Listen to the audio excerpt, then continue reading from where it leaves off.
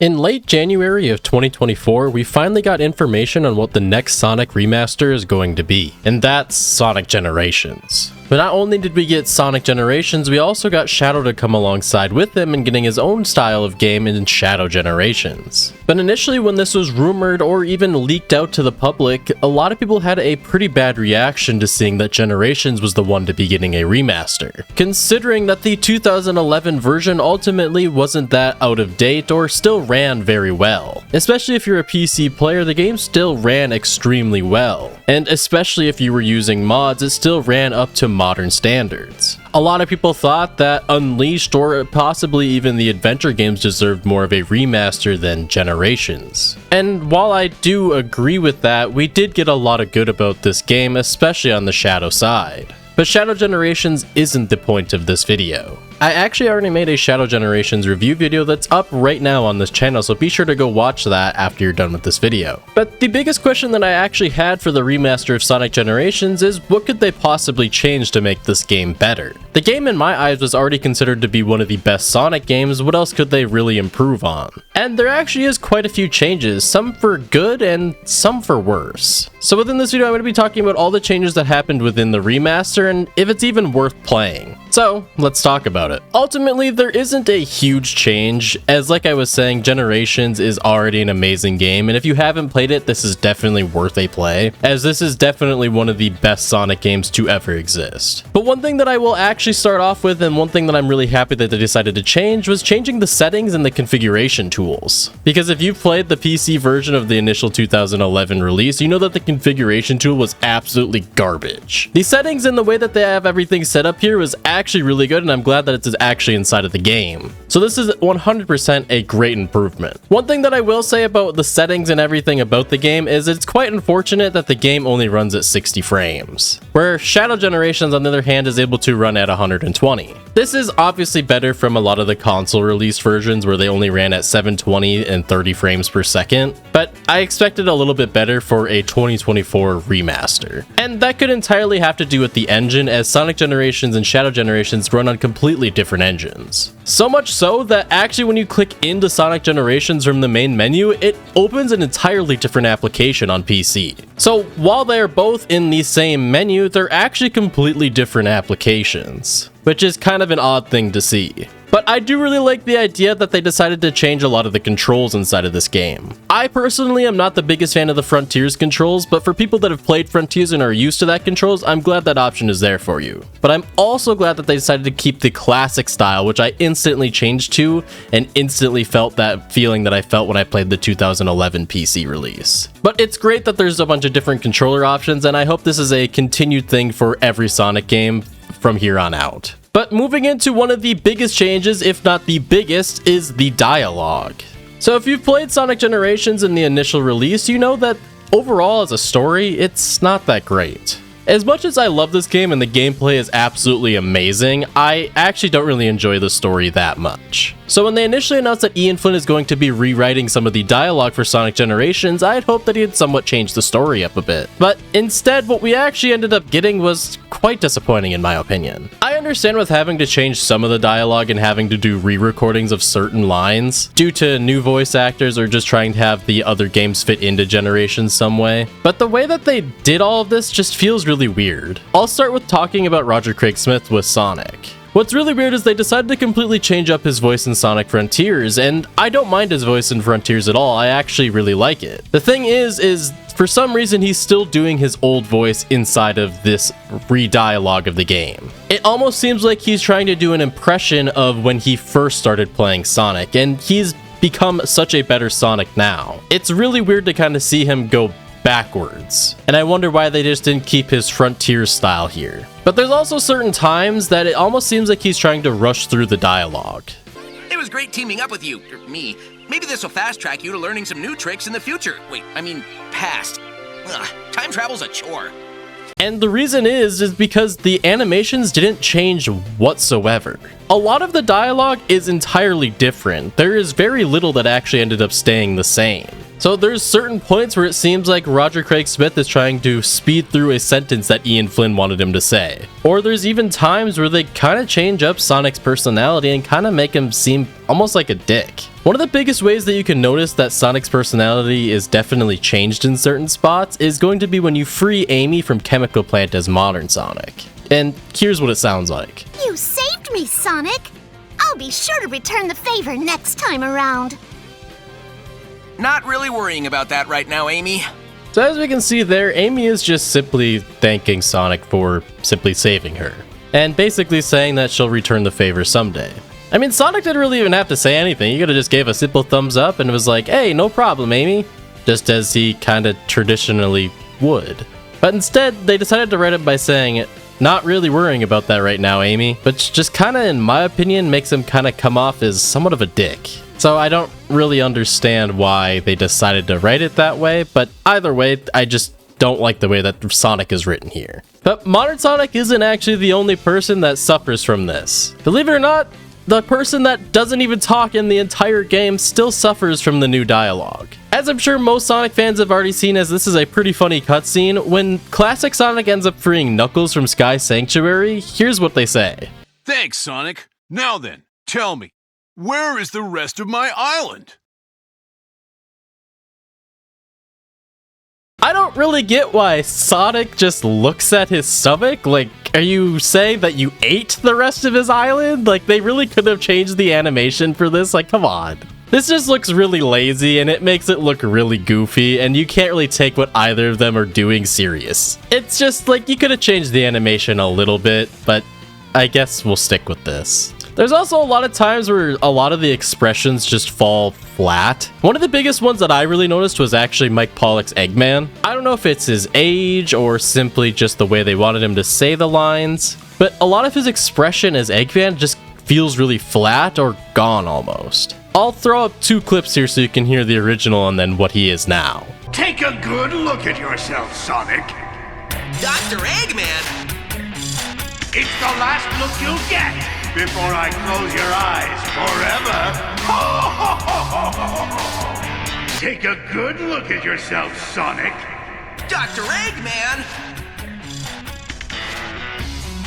It's the last thing you'll see in this world. As you can hear there, they sound really different, and Eggman now kind of sounds a little lifeless. I actually really prefer the way that it was delivered in the original version, and would have been fine if they just kept those voice lines and ported them over. I mean, it's the same voice actor just redoing the lines. And then the last thing about all the dialogue change is a lot of people have been discussing a lot of the new references. I've seen some people don't mind it, but I've also seen some people really hate it. If you don't know what I'm referring to, one of the bigger ones is when Tails is talking to Sonic in multiple cutscenes. He mentions that Green Hill isn't South Island, or that Chemical Plant isn't West Side Island. Or one of the bigger ones that are getting people pretty heated is the random mention of the Time Stones. We're traveling through time, Sonic! Without the time stones? First of all, that's not even correct. The Time Stones don't make Sonic travel through time. It's actually the big signpost that he runs through in Sonic CD. But also, why did we feel that we needed to make this reference? I'm fine with making references, and that's totally fine, and I get that that's kind of the point of Generations, right? Generations is just one big reference put into one game. This just feels forced and just weird. I don't like this. And that's kind of the thing, is a lot of the rewriting and dialogue feels really forced, and I don't like this at all. I actually much prefer the original dialogue. I understand the new writing of having to do with some of the new voice actors like Rouge, and that's fine if you need to redo those lines, but just have her say the same exact things as what previous Rouge said, just with her new voice. And the same thing goes for Sonic. If you want to have him redo all of his lines, just have him do it in the Frontier style. This, in my opinion, is the worst part about the entire remaster, is the change of the dialogue. It's really weird because typically I'm someone that thinks that Ian Flynn does a pretty good job with the IDW comics, and even with Shadow Generations he did a really good job that I mentioned in the video that I made. But he really dropped the ball on this, and this has been my first disagreement that I've ever had with him as a writer. This just feels really forced and just really out of place, and I hope that they don't do this for future remasters if we get more in the future. Especially if they were to remaster or remake Adventure. I understand not being able to bring back like Ryan Drummond for Sonic, but just have Roger Craig Smith try to deliver the way that he did back then. But that's a conversation for an entirely different time and a completely different game. I just don't think it worked for Generations when it was the same voice actor. But moving into some quality of life changes, we have a new HUD for each of the Red Star rings, which actually makes it a lot easier to know what ring you're looking for. As when you collect the first one, it'll fill in the first one as you're collecting it through the stage. So then you know that the second one should be next up and you should be looking nearby to see where that second one is. Or a lot of times I would clear the first, second, fourth, and fifth Red Star ring, but I still needed the third one. So I knew after I saw 2 Red Star rings in the stage, I should be looking after that one to where the third one is going to be. This is a really good quality of life change, and I really like this choice. And then the next one being that they added 3 Chow to each act in each stage, where you're able to collect all 3 Chows while running through the stage, and it's actually pretty fun to do this. And some of them are in really cheeky spots as well. It's kind of hard to see them all. If you completely do this without a guide, it's actually somewhat hard. And while the Chow are really cute, and I really like seeing all the design choices they decided to make for each of the Chow are kind of pointless, if I'm being honest. I love the Chow and I would really love to see the Chow return, especially for another Chow garden. But after collecting every single Chow, you literally get nothing. Besides the popping up at the beginning of the stage, and then you can also just look at them inside of the collection room. So I wish we kind of at least got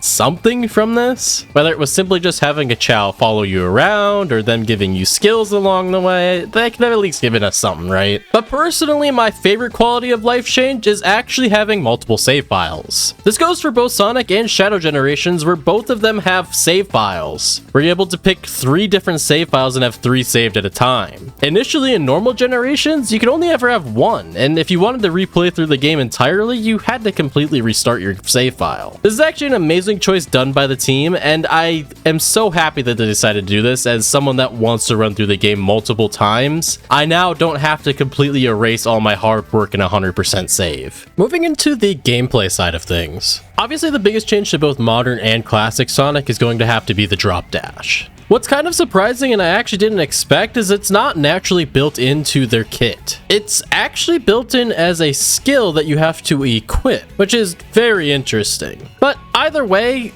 the drop dash is very useless to modern Sonic. I've tried using the drop dash in multiple ways just to see if I could get it to potentially make me go faster or be better for a certain route, but every time I try to use it, it ends up being a worse option than just boosting. Considering how easy it is to get boost and also having skills that either increase your boost or give you unlimited boost, the drop dash is entirely useless and there was no need to add it to modern Sonic in my opinion. On the other hand, I do think for classic Sonic it is a great option for him though. Obviously the spin dash is as broken as ever as it was back then, and is still definitely the best option if you want to get the most speed. But there are definitely certain times when you're flying through the air and when you're coming to a landing where the drop dash is actually the best option to keep going. And I think the drop dash is a great option for classic Sonic, and I'm really glad that they decided to add it for him. Another thing that I actually ended up noticing was when you're underwater with classic Sonic.